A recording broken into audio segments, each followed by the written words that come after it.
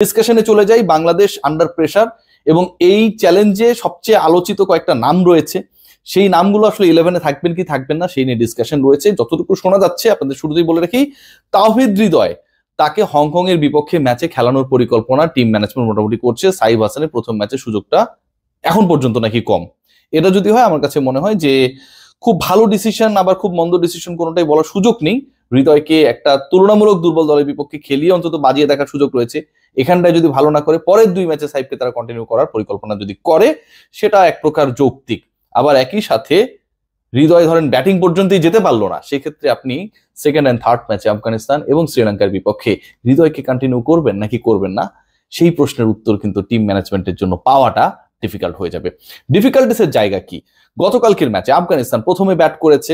আবুধাবির গতকালকের এই ম্যাচের আগে যে 7টা টি-20 এখানটায় হয়েছে, 8টা টি-20 ইনফ্যাক্ট এখানটায় হয়েছে, সেই 8টা ম্যাচের মধ্যে অনলি একটা দল, মানে এই ম্যাচের সবশেষ ম্যাচের আগে 8টা ম্যাচের মধ্যে মাত্র একটা ম্যাচে প্রথমে যেই দলটা ব্যাট করেছিল তারা জিতেছিল, বাকি সবাই চেস করেছে।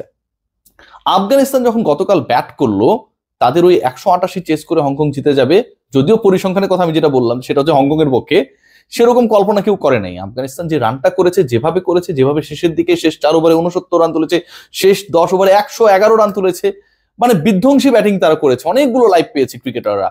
তারপরেও এন্ড অফ দ্য ডে যে রানটা পোস্ট করেছে এটা চেজেবল বলে কখনোই মনে হয় নাই, এবং 94 রানে ব্যবধানে পরাজিত হংকং 94 রানের বেশি করতেও পারে নাই।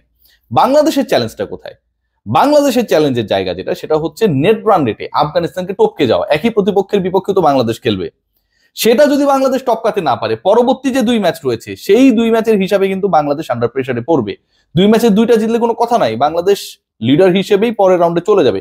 But out of those 2 matches against Afghanistan and Sri Lanka Bangladesh যদি একটা ম্যাচ জেতে তাহলে কিন্তু রান রেটের হিসাব চলে আসবে, কারণ সবাই যদি কমনলি হংকং এর বিপক্ষে জেতে, হংকং এর বিপক্ষে স্পেশালি কোন দল কি ব্যবধানে জিতছে সেটা কিন্তু গুরুত্বপূর্ণ হয়ে যাবে।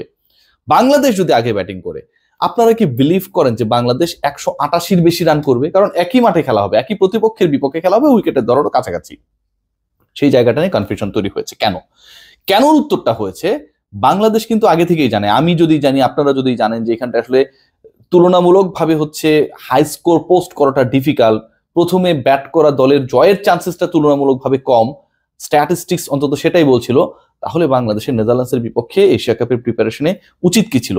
প্রথমে ব্যাট করার প্র্যাকটিস করা। টসে টানা 2টা ম্যাচে জয়ের পরও বাংলাদেশ এই প্র্যাকটিসটা করে নাই। এশিয়া কাপের আবুধাবিতে টসে যেই দলটা প্রথমে ব্যাট করে তাদের উইনিং পার্সেন্টেজ কম। তাহলে তো আপনি যখন প্রিপারেশন নেবেন, যদি আপনাকে প্রথমে ব্যাট করতে হয়, উইনিং পার্সেন্টেজ যেহেতু প্রথমে ব্যাট করা দলের কম, আপনি তো সেই কাজটাই করবেন যেটা ডিফিকাল্ট, রাইট? যেই অঙ্কটা আপনি কম পারেন, যে ইংলিশ বানানটা বারবার ভুলে যান, আপনি তো সেটার প্র্যাকটিসই করবেন। বাংলাদেশ এটা করে নাই।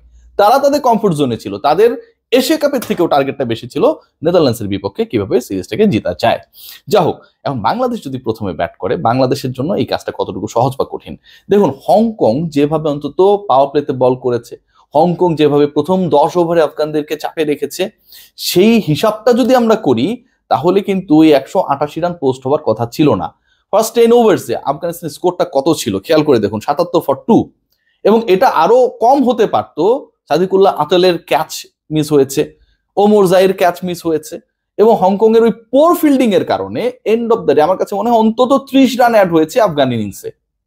বাংলাদেশের বিপক্ষে যদি এই ঘটনাটা অন্যভাবে ঘটে তাহলে কিন্তু প্রথমত প্র্যাকটিস না থাকে, মানে প্রথমেই ব্যাট করার যে অভ্যাসটা সেই জায়গাটাই আমাদের, মানে কি বলবো, যে প্রিপারেশনটা প্রপারলি আমরা নাই।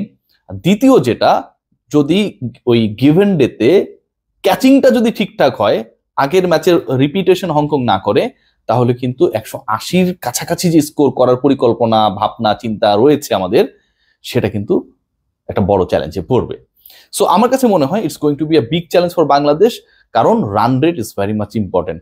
সেকেন্ড পয়েন্ট যেটা বলছি যে 11-এ যথেষ্ট ডিসকাশনের জায়গা রয়েছে, এবং এই ডিসকাশনের জায়গায় সবচেয়ে বড় নাম সাইফ হাসান নাকি তাওহিদ হৃদয়, পেসার 3 জন নাকি 2 জন, সাইফুদ্দিন খেলবে কি খেলবে না, এই যে প্রশ্নের উত্তরগুলো যতটুকু বোঝা যাচ্ছে তো সাইফুদ্দিনের চান্সটা তুলনামূলকভাবে কম to be the part of the 11। Taskin আহমেদকে নিয়ে যে ডিসকাশনটা ছিল, আমি যতটুকু বুঝি তাসকিন আহমেদ ডেফিনেটলি এই ম্যাচে খেলবেন, গতকালকের ডিসকাশনে আমি সেটা বলেছিলাম। সো থার্ড পেসার হিসেবে কে খেলবেন, মুস্তাফিজকে আমি আলোচনা করছি না, তিনি এমনিতেই খেলবেন। সেই জায়গায় আমার কাছে মনে হয় বেটার অপশন বা বেস্ট অপশন করতে গিয়ে টিম ম্যানেজমেন্ট যথেষ্ট বিপাকে পড়বে, কারণ এমন দুজন বোলার রয়েছেন, একজন ডানহাতি একজন বাঁহাতি পেসার শরীফুল এবং তানজিম সাকিব, আপনি কাউকে খুব সহজে এলিমিনেট করতে পারবেন না। বাট যদি সাইফুদ্দিনকে খেলানো না হয় পেস বোলিং অলরাউন্ডার হিসেবে, সাকিবের চান্সটা বেশি। সাইফ হাসানকে না খেলানো যে সিদ্ধান্ত, এই সিদ্ধান্তটাই বাংলাদেশ আসলে কতটুকু মানে কি বলবো, মানে এখন পর্যন্ত সেই সিদ্ধান্তই হতে যাচ্ছে যতটুকু মনে হচ্ছে, এটা কতটুকু যৌক্তিক বলে মনে হয়? আমার কাছে মনে হয় যে সাইফকে খেলার সুযোগ করে দেয়া উচিত।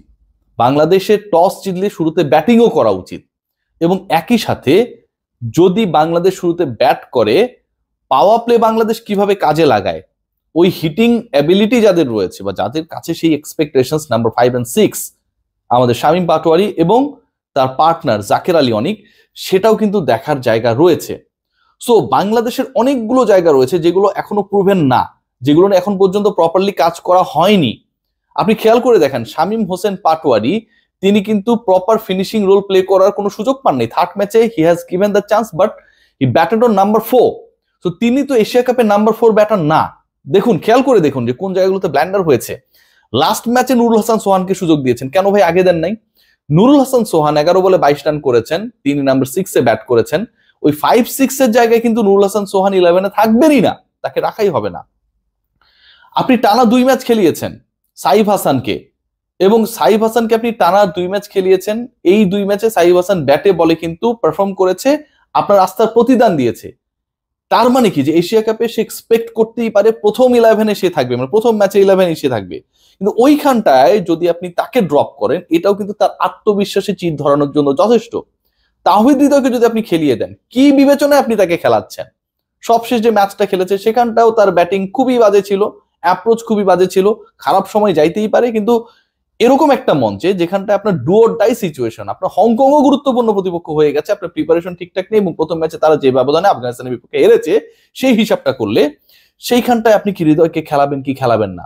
সো মেনি মোর কোয়েশ্চেন্স, যেই প্রশ্নগুলোর উত্তর এখন পর্যন্ত নেই। এবং এখানটায় টস জেতার পরে যদি জেতে বাংলাদেশ, কি সিদ্ধান্ত নেয় সেটাও কিন্তু একটা বড় প্রশ্ন। সেই প্রশ্নের উত্তরটা আসলে আমরা প্রপারলি পাবো কি পাবো না সেটা আমরা জানি না।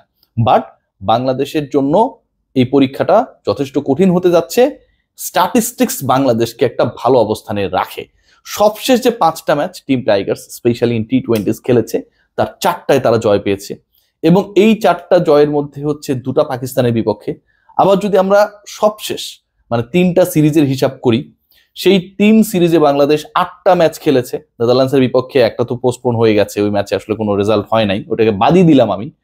তার বাইরে বাংলাদেশ আরো 6টা ম্যাচ খেলেছে শ্রীলঙ্কা পাকিস্তানের বিপক্ষে। সো এই 8 ম্যাচের মধ্যে বাংলাদেশে পরাজয় মাত্র 2টা, 8 ম্যাচের 6টায় বাংলাদেশ জিতেছে, টানা 3 সিরিজে বাংলাদেশ জিতেছে।